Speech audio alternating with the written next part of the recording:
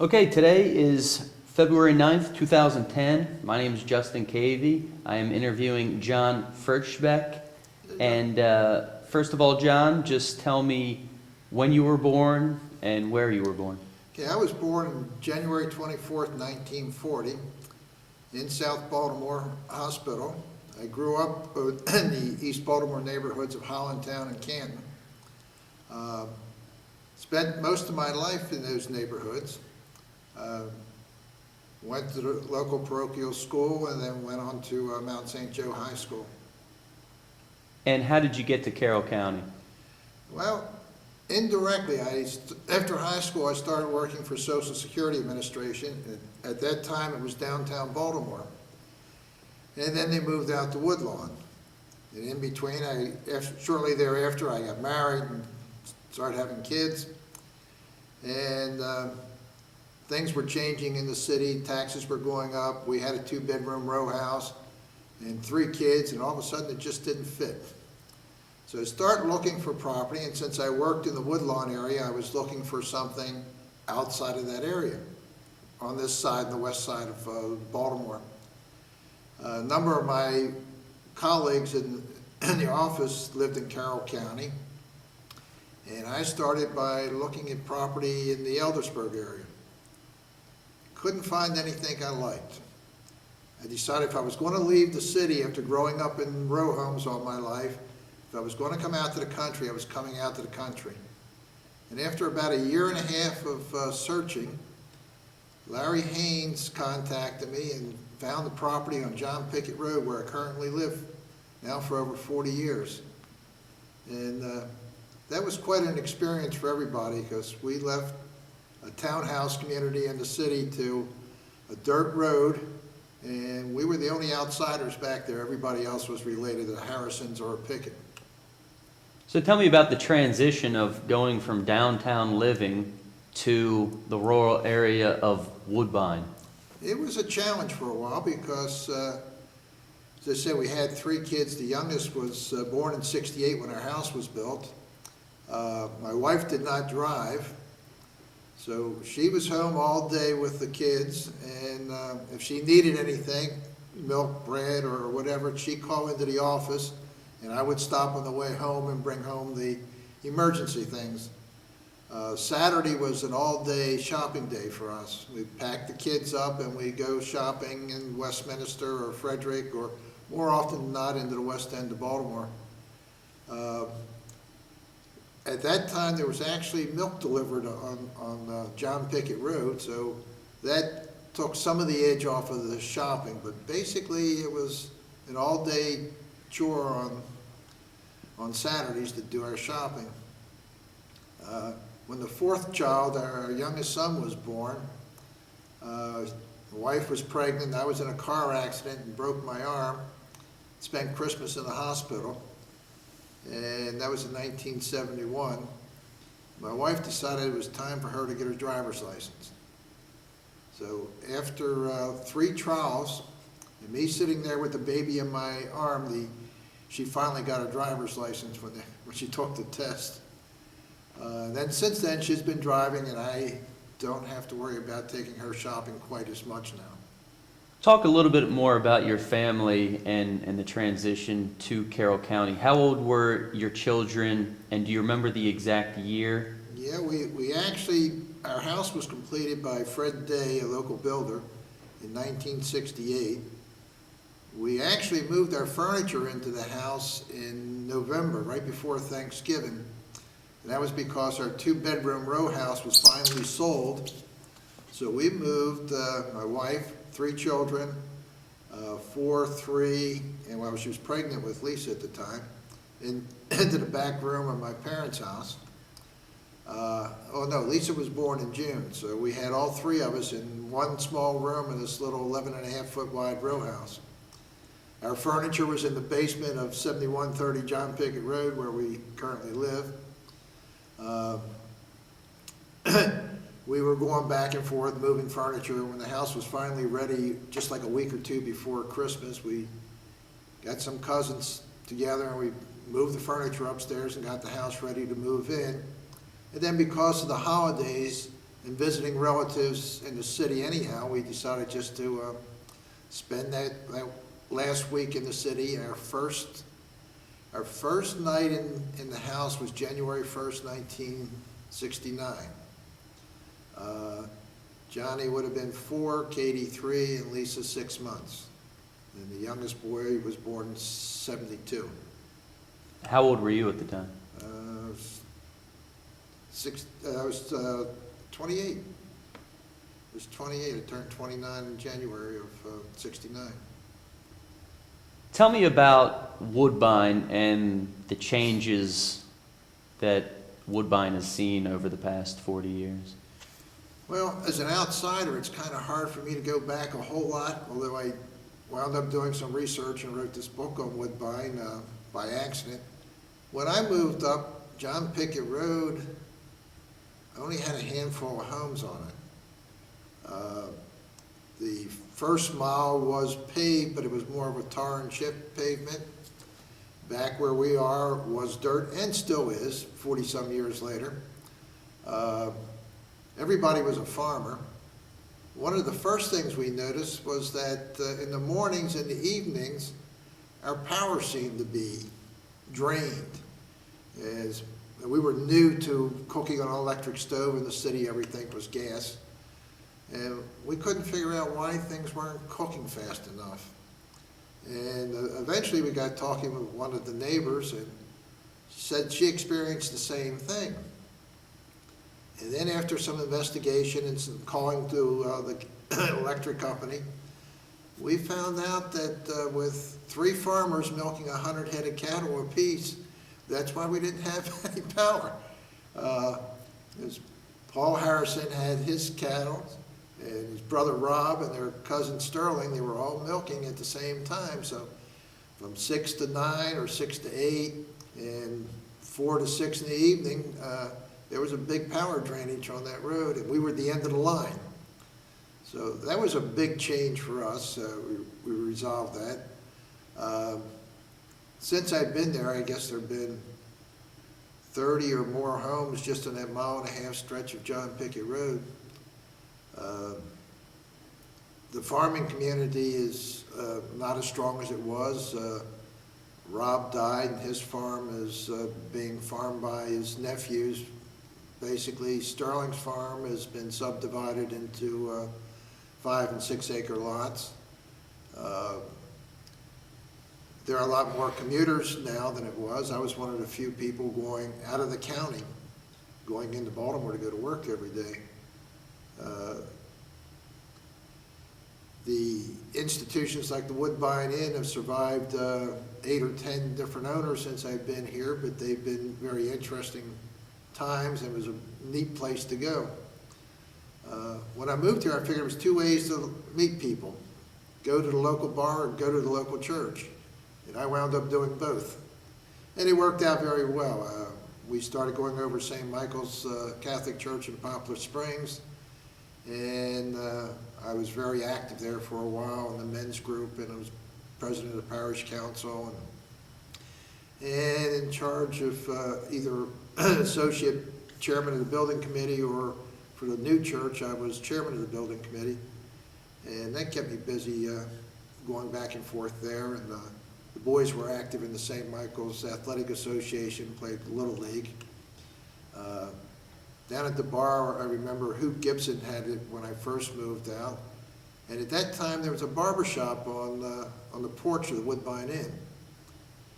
Very few people, you wouldn't remember that at your age, but there was actually a porch and a little barber shop on the right side as you walked in the front door. And on the left side was a screened-in porch where people ate crabs during the summer.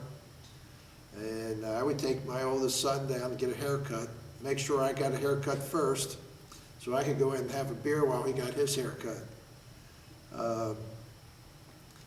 The old Bob Molnick's had a general store in the corner, and Saturdays after shopping, we'd stop at the Woodbine Inn for hamburgers.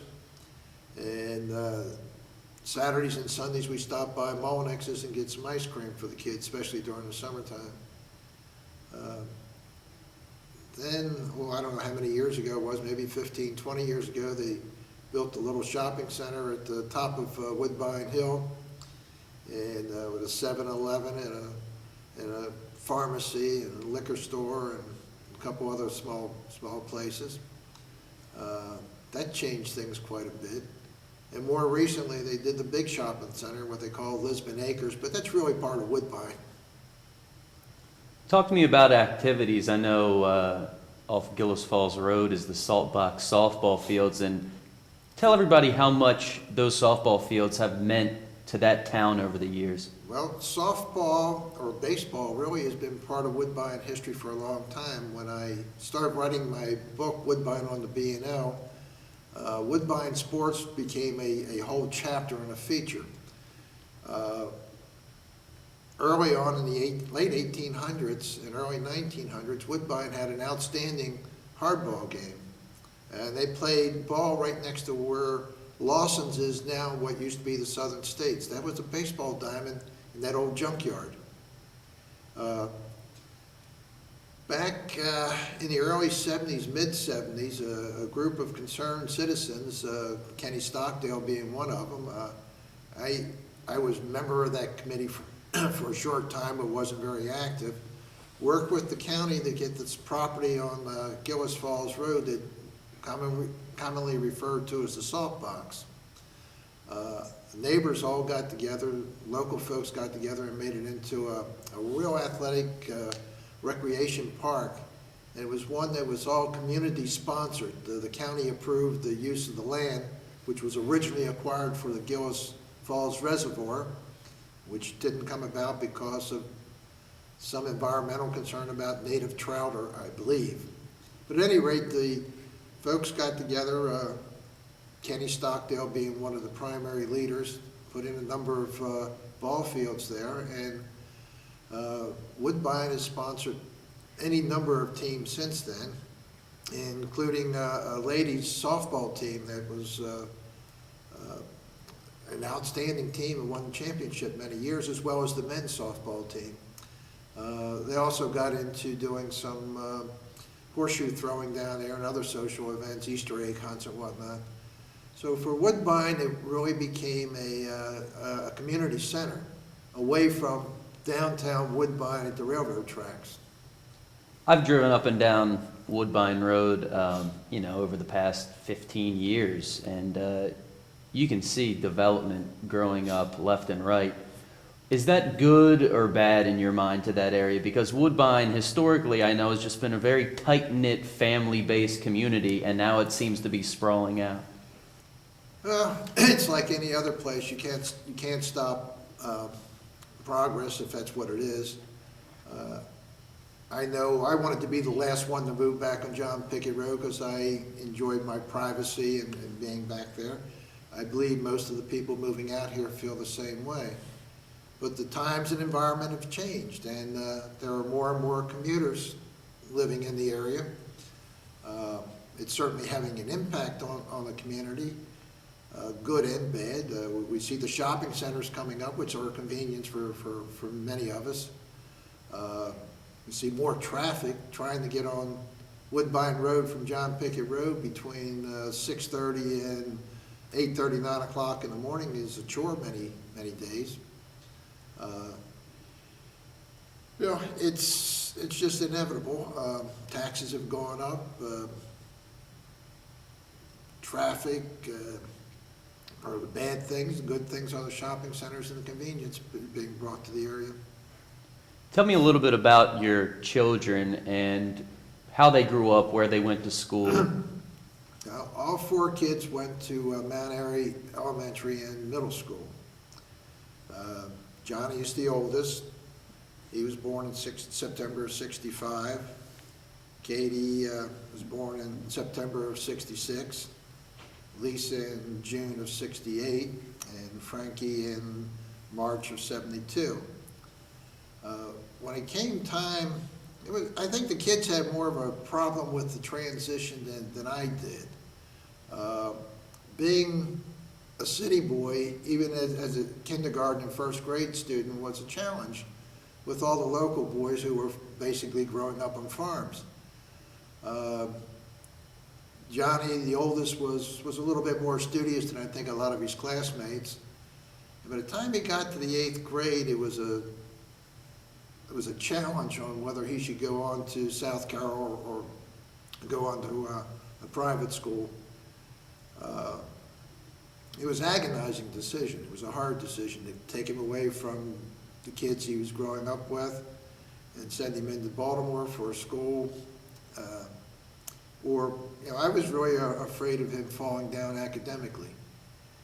So, bottom line is he went to the same high school I did, Mount St. Joe in Irvington in Catonsville area of Baltimore.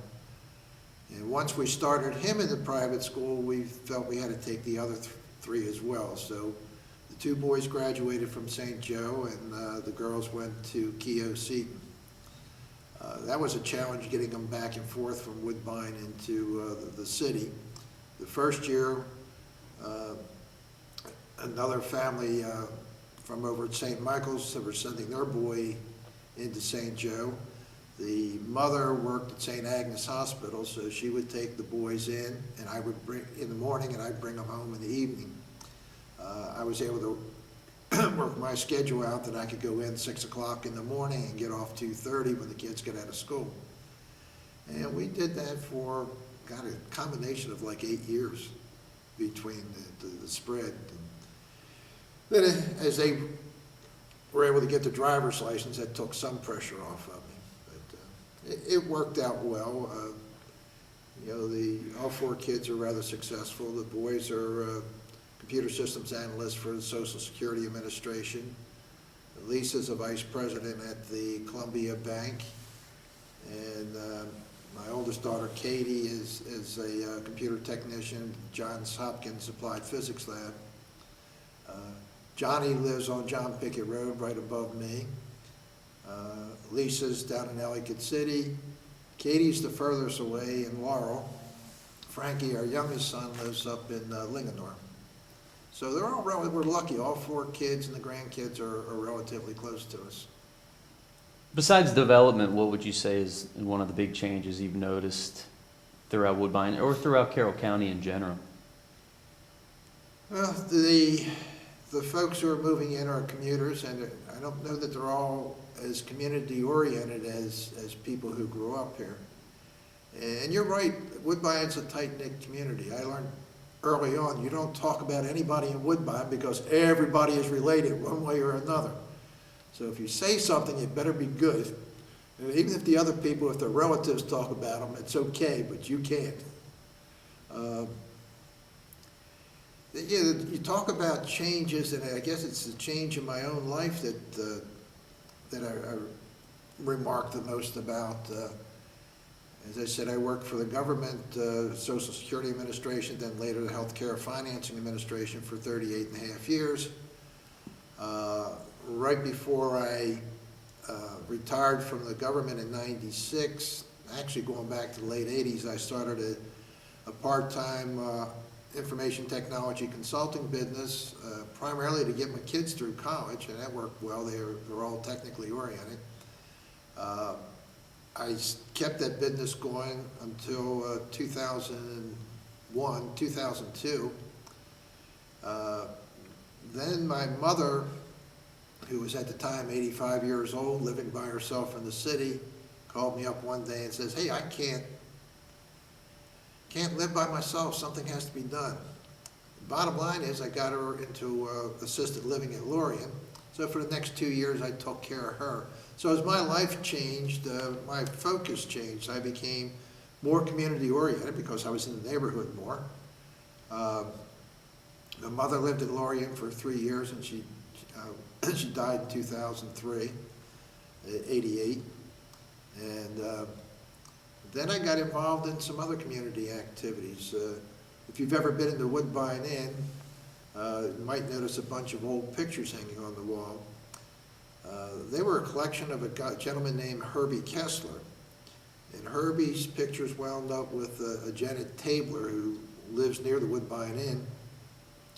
I got in touch with her, and well, first those pictures, Linda Nichols had those pictures, who was an owner of the Woodbine Inn, and she asked me if I could blow them up. So I enlarged all the pictures and cleaned up some of the scratches and dust on them using Photoshop. And I'm proud to say they're still hanging in the Woodbine Inn 2 owners later. And that led eventually to me getting involved in doing a book on Woodbine. And been rather successful, over 1,200 copies sold. And considering the small area that Woodbine is, that's rather remarkable. One last question for you. You said you moved into John Pickett Road, or on John Pickett Road when it was a dirt road. It's still a dirt road, right? Back where I am. Are they ever going to pave that, or is it just always going to be a dirt road? I swore by the time when I moved there, it'd be paved before the kids went to school. Now my granddaughter is going to school and it's still a dirt road.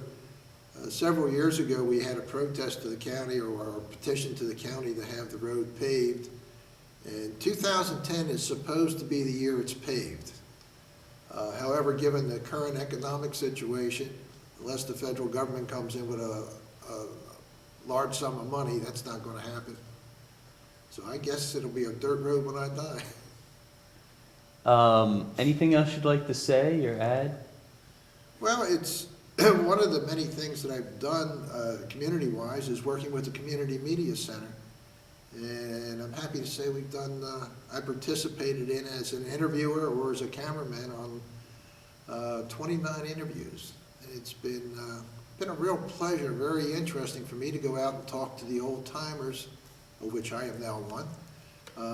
And I've always enjoyed that. That was one of the pleasures of living in Carroll County. Two of the old men, that neighbors, were Charlie Harrison, who was the grandfather, great-grandfather of the Harrisons that currently live on John Pickett Road or around there, and old Jim Pickett. And I would go around with those two gentlemen and just listen to them talk about how they farmed the properties with horses and mules, and how they had their first tractor, and how they butchered. And I was just fascinated as a city boy. This was relatively new to me. Although as a teenager I worked in Baltimore County in a boys club camp, and I did spend all my summers out in the country and not in the city. But just talking to these old folks was a real pleasure, and it's still a pleasure. And being able to put the book together and seeing so many people enjoy the book. I think one of the most heartwarming experiences I've had is having people come back and saying where they've taken my book and sat down with 2 and 3 generations of their family and gone over what they remember and how different scenes, different pictures in the book brought back family members for them.